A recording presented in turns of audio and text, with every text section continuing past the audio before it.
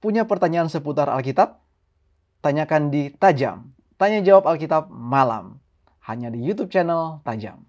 Jangan lupa untuk subscribe dan nyalakan lonceng notifikasinya. Pak Hartono di Pati, Jawa Tengah. Shalom, saya mau bertanya dalam Kejadian 2 ayat 16 dan 17. Kita bacakan terlebih dahulu pendeta ayatnya. Kejadian 2 ayat 16 dan 17. Lalu Tuhan Allah memberi perintah ini kepada manusia. Semua pohon dalam taman ini boleh kau makan buahnya dengan bebas. Tetapi pohon pengetahuan tentang yang baik dan yang jahat itu, janganlah kau makan buahnya. Sebab pada hari engkau memakannya, pastilah engkau mati. Ini pertanyaannya. Yang pertama, buah dari pohon pengetahuan tentang yang baik dan jahat itu, jenisnya buah apa? Apakah sampai sekarang buah itu ada? Yang kedua, apakah peringatan Tuhan pada saat itu hanya merupakan peringatan bagi Adam dan Hawa? Juga kita saat sekarang ini, bahwa semua yang menyenangkan, semua yang menggiurkan itu bisa menyebabkan dosa. Mohon penjelasannya, pendeta. Terima kasih. Demikian, pendeta. Terima kasih untuk Pak Hartono di Pati, Jawa Tengah. Dalam pertanyaan Pak Hartono ini saya melihat sudah ada jawaban. Contohnya, pertanyaan yang kedua tadi ya, apakah peringatan Tuhan pada saat itu hanya merupakan peringatan bagi Adam dan Hawa? Juga kita sekarang ini, bahwa semua yang menyenangkan, yang menggiurkan itu bisa menyebabkan dosa. Jadi seperti tersirat dari pertanyaan ini, seperti ada arah kepada jawaban. Dan saya percaya Pak Hartono bisa mengulas ini dan mendapatkan jawaban. Sebenarnya saya tidak memberikan jawaban, ini hanya tanggapan saja kepada pertanyaan ini mengenai pohon pengetahuan tentang yang baik dan yang jahat. Khususnya bukan hanya pohon itu, tetapi buahnya ini, buahnya. Tidak disebutkan mengenai daunnya, dia punya batang, dan lain, tapi buahnya katanya jangan dimakan. Coba kita baca dulu setelah Tuhan Allah menciptakan semua buah-buahan yang ada di atas bumi pada saat itu, dan berbicara tentang apa yang ada di dalam Taman Eden, khususnya, coba kita baca dalam Kejadian pasal yang kedua, ayat yang ke-9. Kejadian 2 ayat yang ke-9. Lalu Tuhan Allah menumbuhkan berbagai-bagai pohon dari bumi, yang menarik dan yang baik untuk dimakan buahnya, dan pohon kehidupan di tengah-tengah taman itu, serta pengetahuan tentang yang baik dan yang jahat. Terima kasih. Ayat ini mengatakan, Tuhan Allah menumbuhkan berbagai-bagai pohon dari bumi, yang menarik dan yang baik untuk dimakan. Semua pohon menarik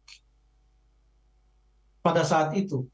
Jadi, pohon atau buah pengetahuan tentang yang baik dan yang jahat ini bukanlah satu-satunya buah yang menarik dan baik kelihatannya. Semuanya menarik dan baik kelihatannya. Tetapi tentang buah itu Allah membuat suatu ketetapan, jangan dimakan. Ini adalah penghargaan Allah terhadap kuasa memilih yang Ia karuniakan kepada manusia, yang Ia ciptakan menurut gambar dan rupanya.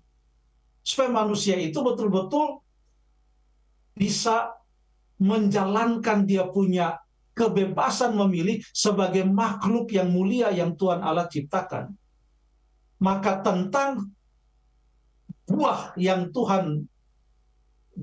dari pohon yang Tuhan taruh di tengah-tengah taman itu, sebenarnya di tengah taman itu dikatakan ada buah pohon pengetahuan tentang yang baik dan yang jahat, lalu kemudian ada juga pohon kehidupan. Semuanya menarik. Tapi apa yang membuat Hawa jatuh?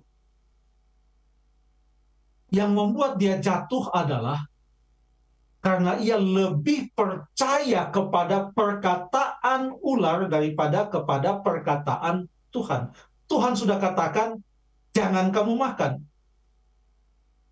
Tapi ular katakan, tidak apa-apa, justru kalau makan kamu akan menjadi sama seperti Allah. Tahu tentang yang baik dan tahu tentang yang jahat. Kamu tidak perlu Allah lagi.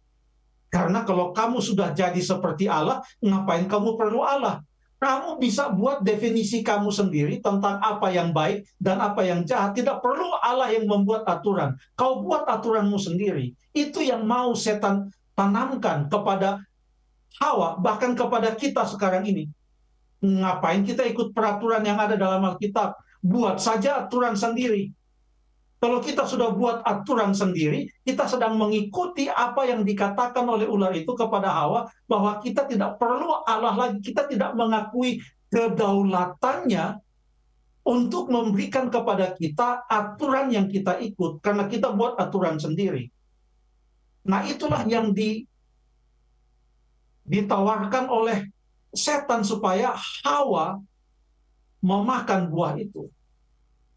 Lalu kemudian dalam Kejadian 3 ayat 6, perempuan itu melihat bahwa buah pohon itu baik untuk dimakan, sedap kelihatannya, lagi pula pohon itu menarik hati, karena, saya taruh dalam parentesis, seperti yang ular katakan sebelumnya, memberikan pengertian, memberikan pengetahuan.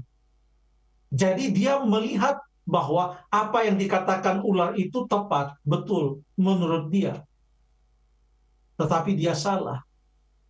Dia jatuh dalam dosa karena dia lebih percaya apa yang dikatakan oleh ular itu daripada apa yang Tuhan katakan. Ya. Semua yang Tuhan ciptakan itu sangat baik. Ya. Masalahnya adalah Hawa tidak percaya pada perintah Tuhan. Karena yang dia lihat tampaknya, karena dia lihat itu buah. Dari segi penampilan buah ini, apa sih yang salah? Mulai dia berlogika, apa yang salah dengan buah ini? Menarik, sama seperti yang lain. Dari penampilan buah ini, tidak mungkinlah buah ini memenuhi syarat untuk dilarang. Masa sih harus dilarang? Sering dengan mengikuti kita punya pemikiran sendiri, akhirnya masuklah apa yang disuntikan oleh si penggoda itu. Akhirnya kita merasionalisasikan segala sesuatu, sehingga produknya adalah kita buat kita punya peraturan sendiri. Bukan lagi mengikuti apa yang Tuhan Allah katakan. Jadi, sampai sekarang ini, sekalipun kita tidak tahu di mana itu pohon berada, tetapi pada prinsipnya, kata jangan itu masih ada sampai sekarang. Coba kita baca apa yang dikatakan Tuhan tadi dalam pertanyaan itu, yaitu Kejadian 2 ayat 16 dan 17. Ada dua kata di sana. Ayat 16 dan 17. Lalu Tuhan Allah memberi perintah ini kepada manusia. Semua pohon dalam taman ini boleh kau makan buahnya dengan bebas, tetapi pohon pengetahuan... Stop dulu di situ, stop. Semua pohon dalam taman ini boleh kau makan buahnya dengan bebas. Di sini ada kata apa? Boleh. Ini kata kunci, boleh. Lalu ayat 17. Ayat yang ke-17. Tetapi pohon pengetahuan tentang yang baik dan yang jahat itu, janganlah kau makan buahnya. Sebab di sini ada kata jangan. Jadi inilah boleh dan jangan.